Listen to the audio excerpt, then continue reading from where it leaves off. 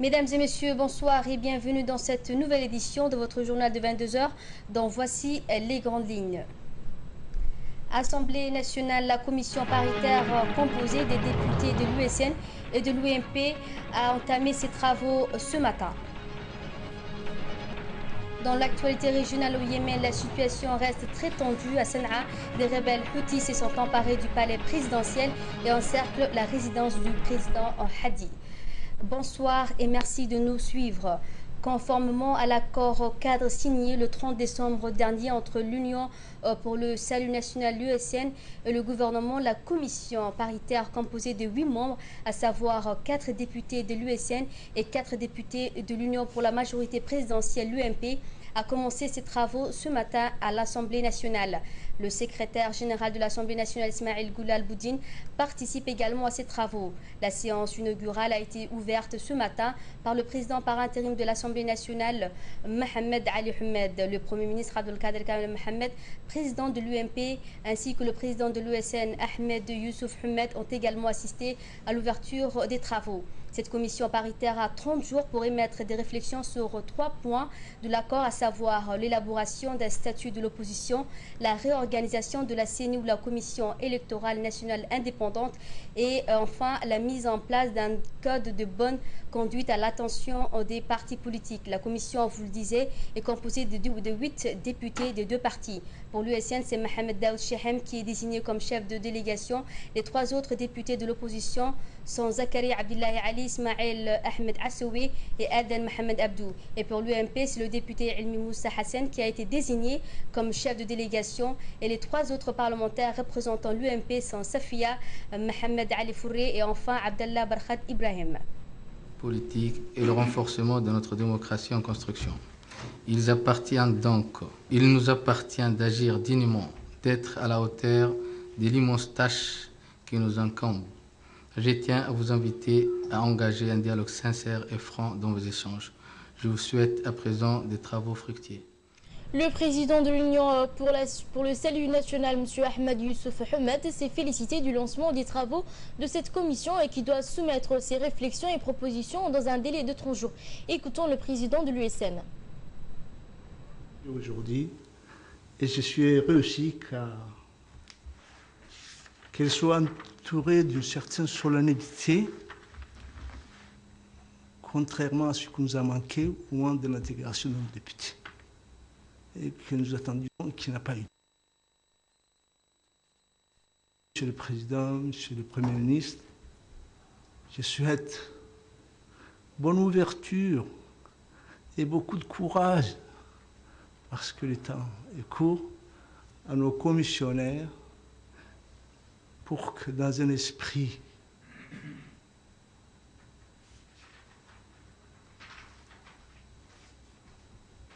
où l'intérêt général et l'avenir de notre pays sera largement pris en compte par nos commissionnaires, qui, je n'en doute pas, sont responsables et qui doivent être aussi préoccupés que nous et la population de l'avenir de notre pays.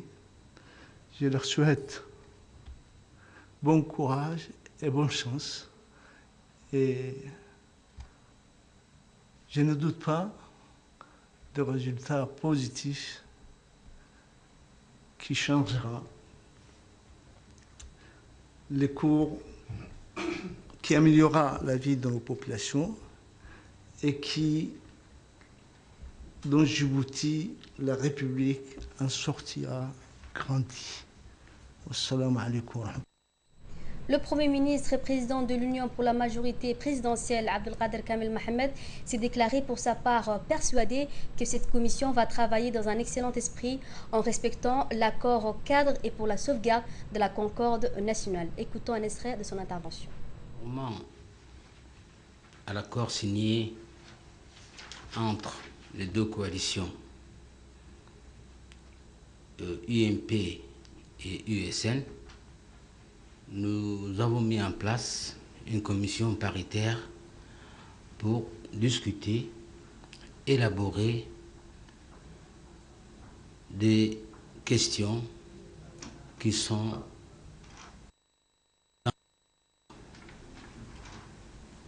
Ceci étant,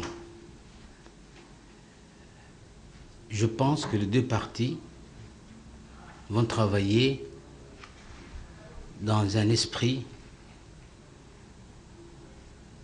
d'ouverture, dans un esprit aussi d'arriver à quelque chose de commun, mais surtout un document qui sera élaboré d'un commun accord entre les deux parties, et ceci dans les meilleurs délais, afin que ce document voit le jour et surtout est conforme à l'esprit de l'accord signé entre les deux parties. La cérémonie de pose de la première pierre du futur aéroport qui portera le nom d'El Hadj Ahmed Dini à Ras Siyan hier a été un moment fort pour l'unité politique nationale. À l'occasion de cet événement, toute la population de Bok était mobilisée. Tous ressentent et comprennent l'importance du moment qui scelle l'avenir et offre à la région les moyens d'assurer son développement économique. Tous les dirigeants politiques de la majorité et de l'opposition ainsi que la famille du défunt, Ahmed Dini, représentée par son fils Kassim, se sont rassemblés autour du président de la République, M. Ismaël Omar Guelleh. Le président de l'UMP et le premier ministre Abdelkader Kamel Mohamed, originaire de la région de Bok, et le leader de l'opposition avec à leur tête M. Ismaël Guedi, Mohamed Daoud, ainsi que Aden Mohamed Abdo et Ali Dato ont fait le déplacement de Angarouf pour participer au lancement des travaux de l'aéroport El Hadj Dini Ahmed Dini et du chantier du complexe touristique qui permettront au pays d'assurer son décollage économique. Le secteur de Khor Angarouf, doté de ressources halieutiques, des plages et des fonds maritimes très fréquentés par des touristes à proximité des îles des 7 frères et les côtes du Yémen, renforceront les échanges. La ville d'Aswan du temps de l'Égypte pharaonique. Et nous avons eu des relations millénaires avec les pharaons. La reine Hatshepsut avait envoyé une expédition ici. Enfin, plus près de nous, il y a les vestiges d'une garnison militaire qui a été détruite par mes ancêtres. C'est-à-dire détruite par les Italiens au cours d'une guerre contre la colonisation. Ancêtres dont certains ont été déportés, tués, et dont le nom d'un de leurs a été associé, Dini Ben Boubacar en l'occurrence, a été associé à un traité de paix dont la version française falsifiée a autorisé l'implantation d'une colonisation dont nous nous sommes débarrassés un 27 juin 1977 grâce à la proclamation d'indépendance de mon propre père. Voilà. Donc c'est un honneur que cet aéroport soit associé à un nom aussi célèbre. Voilà. Merci beaucoup. Le secteur de Khor Angar à Siyan dans la région de Bok recèle des fortes potentialités maritimes et touristiques. Déjà un promoteur chinois de la société Touch Road projette de réaliser un gros hôtel de standing international à Siyan et plusieurs autres activités sont aussi prévues. Le président de l'UMP et Premier ministre Abdelkader Kamel Mohamed a annoncé que la région de Bok bénéficiera des grandes opportunités et a félicité le président de la République pour ses projets de développement qui vont bien sûr permettre au pays d'assurer son décollage économique. Écoutons les propos du Premier ministre. De donner le nom de Ahmed Dini Ahmed à cet aéroport qui sera construit bientôt démontre que la nation est reconnaissante envers ses illustres enfants, notamment M. Ahmed Dini Ahmed, qui a été l'un des fondateurs de ce pays et qui a aussi lutté pour l'indépendance de ce pays, pour que les enfants de ce pays soient libres. Hier, le même hommage a été rendu au père de la nation, Hassan Goulet Abtidon, dont l'aéroport de Bidé va porter son nom. Aujourd'hui, nous sommes à Siyan, donc c'est un hommage rendu à ces deux personnes, à ces deux personnalités de ce pays qui ont œuvré pour d'abord la liberté et pour le bien-être de la population djiboutienne en général. Pour la desserte de ces hôtels qui seront construits bientôt, le président a opté pour la construction d'un aéroport pour que ces hôtels qui seront construits soient bien desservis d'un point de vue de communication.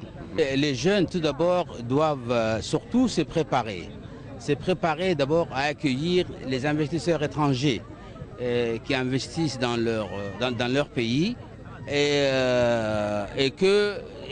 deuxièmement, saisir toutes les opportunités possibles pour qu'effectivement ces investisseurs soient bien accueillis et surtout que les jeunes Obokois et généralement les Djiboutiens doivent travailler pour que effectivement leur pays, leur peuple connaissent en fin de compte un développement harmonieux. Mais pour les jeunes Obokois, je voudrais dire surtout ceux qui sont déjà formés peuvent déjà venir et postuler pour des postes qui leur seront confiés. Pour ceux qui ne sont pas formés, nous avons déjà lancé un chantier, une formation spécifique à ces jeunes-là pour que ces gens-là soient formés une fois que cet aéroport sera construit. Les hôtels qui seront construits aussi, ils auront besoin d'eau. L'aéroport qui sera construit ici aura besoin d'eau. Bon, pour la première phase, nous avons opté à ce que les hôtels dessalent l'eau de mer et qu'ils soient autonomes d'un point de vue énergie et d'un point de vue alimentation en eau. Mais nous avons lancé en même temps un autre chantier pour ramener l'eau des Bissidro. Alors les forages de Bissidro sont un peu sur ma gauche, vers l'ouest. Et ce n'est pas loin d'ici, c'est à une vingtaine de kilomètres, pour ramener d'abord l'eau à Khorangar et ensuite descendre jusqu'à Obo. Autre information nationale, le ministre de l'Éducation nationale et de la formation professionnelle, le Dr Jama Al-Maouki, a présidé ce matin une cérémonie officielle de remise de dons offerts par l'UNICEF. Des hauts responsables du MEMFAB ont assisté à cette cérémonie, à savoir le secrétaire général M. Haroun Omar, plusieurs conseillers techniques et des directeurs généraux du MEMFAB, ainsi que la représentante de l'UNICEF et coordinatrice du système des Nations Unies à Djibouti et ses proches collaborateurs. Ce don composé essentiellement de 245 trousses de premiers secours et de 28 500 kits scolaires destinés aux élèves du 3e, 4e et 5e de l'enseignement de base. Ainsi, ce geste de générosité s'inscrit dans le cadre de l'appui du partenariat locaux au renforcement du système éducatif djiboutien et permettre de contribuer au développement de la qualité des enseignements à Djibouti. Dans cette intervention, la représentante et coordinatrice de l'UNICEF n'a pas manqué de rappeler le rôle primordial de l'éducation des enfants dans l'atteinte des objectifs des millénaires en vue de réduire la pauvreté et de promouvoir l'égalité entre les sexes. Je vous propose de l'écouter.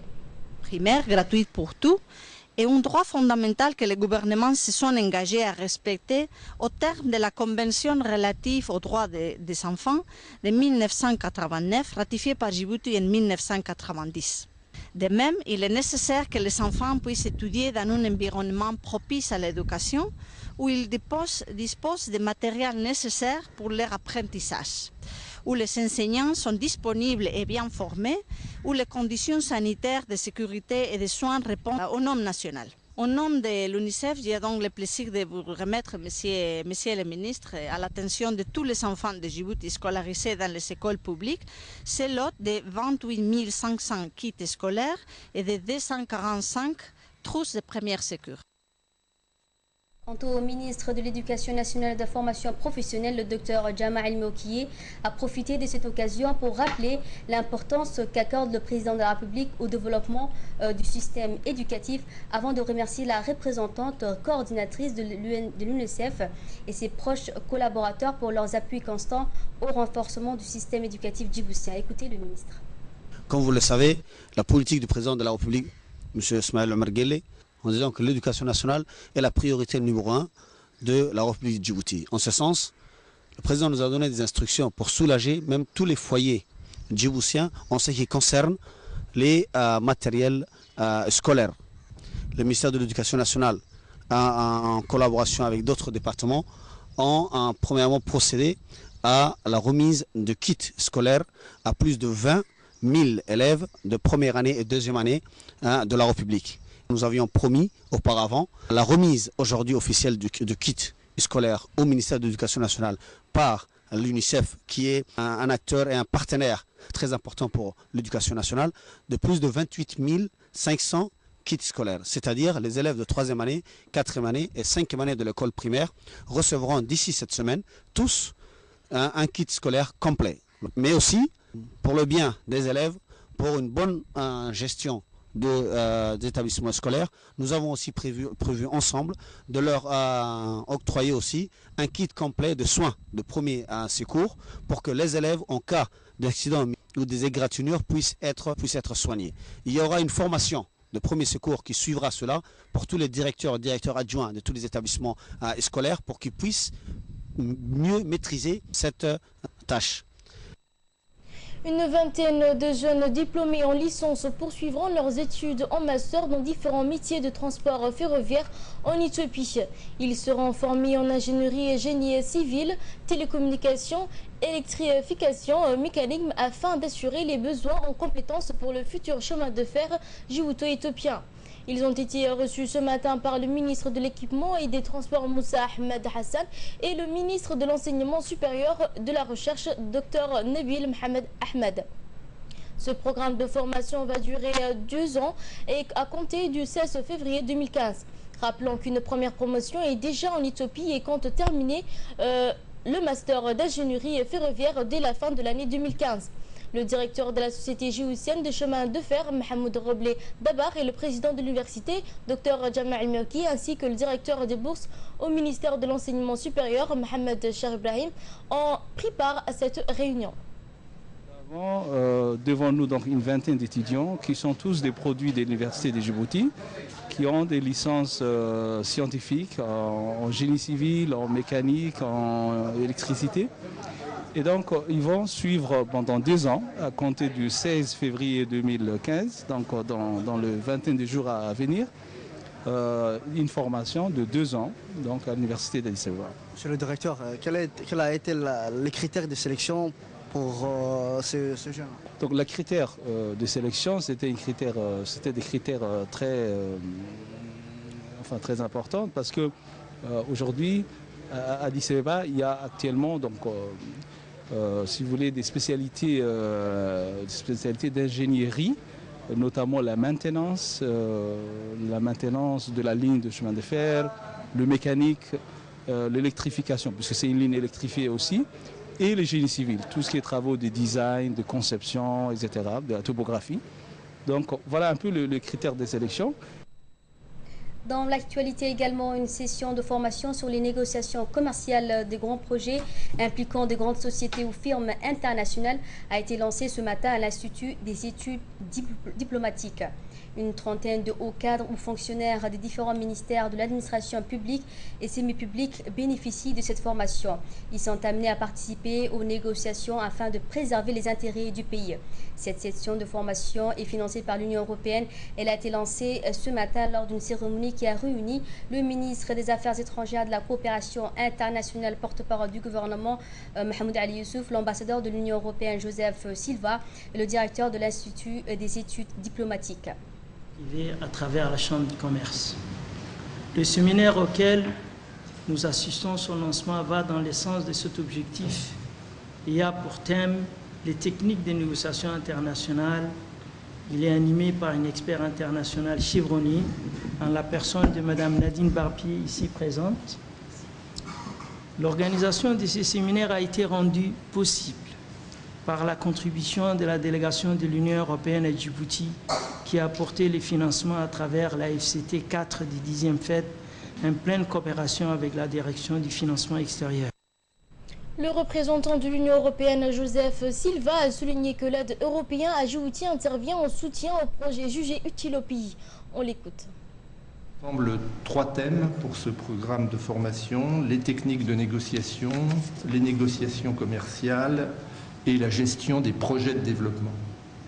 Je suis convaincu que les compétences acquises et les échanges qui auront lieu à l'occasion de ces formations seront utiles à l'administration djiboutienne tout entière et aideront celles et ceux qui y participeront à bien servir l'État.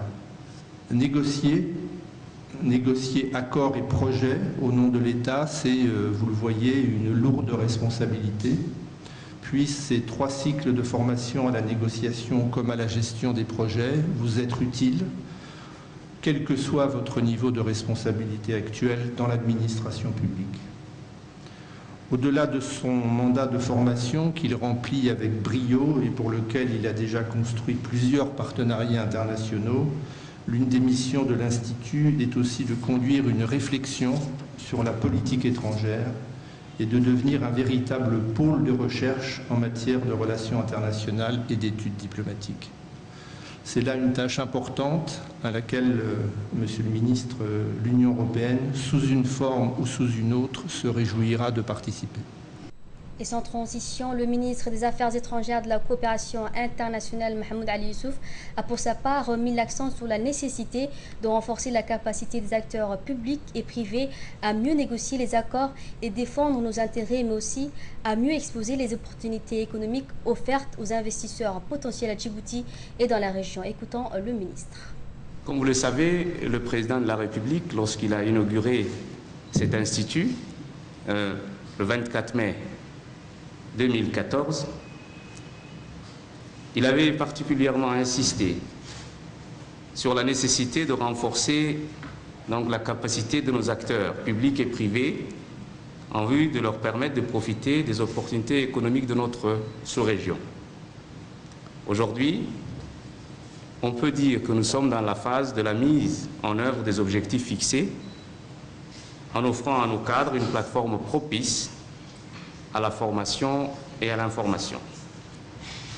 Cette mise en œuvre a été rendue possible grâce à des partenaires comme l'Union européenne, représentée ici aujourd'hui par l'ambassadeur Joseph Silva, qui, en coordination avec le bureau de l'ordonnateur national du FED, a apporté le financement nécessaire à l'organisation de ce séminaire.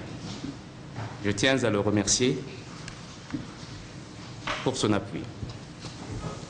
Cela nous a permis aussi de faire appel donc, à l'expert international de haut niveau, spécialisé en technique de négociation internationale. C'est l'objet de notre séminaire ce matin, Madame Nadine Barbier, du Consulting Group GFA. Grâce donc à ces efforts continus de l'ambassadeur Silva, nous sommes, je peux le dire avec sérénité, rassurés quant à la poursuite des efforts de l'Union européenne qui continuera à soutenir le développement de l'Institut de manière durable. Je suis aussi ravi de voir la participation des parlementaires djiboutiens qui ont certainement, à l'instar de tous les autres cadres du ministère, besoin pour leur travail de législateur du renforcement d'un certain nombre de capacités à comprendre et assimiler un savoir technique afin qu'ils puissent compléter les outils dont ils ont besoin pour parachever notre arsenal législatif. Et en matière de santé, le ministère de la Santé et de la direction de l'hôpital général Pelletier ont procédé à l'installation d'une nouvelle machine de radiologie numérique passant d'un système analogique à un système numérique. L'avantage acquis est la rapidité qui permet moins d'attente du malade et moins de rayons, et cela permet également d'améliorer la précision du diagnostic et la clarté de l'image qui se fait en une seule prise. Cette méthode numérique permet de doubler le nombre d'examens radiologiques des patients. Était présent au test le directeur général de Pelletier et le médecin-chef du service radiologie.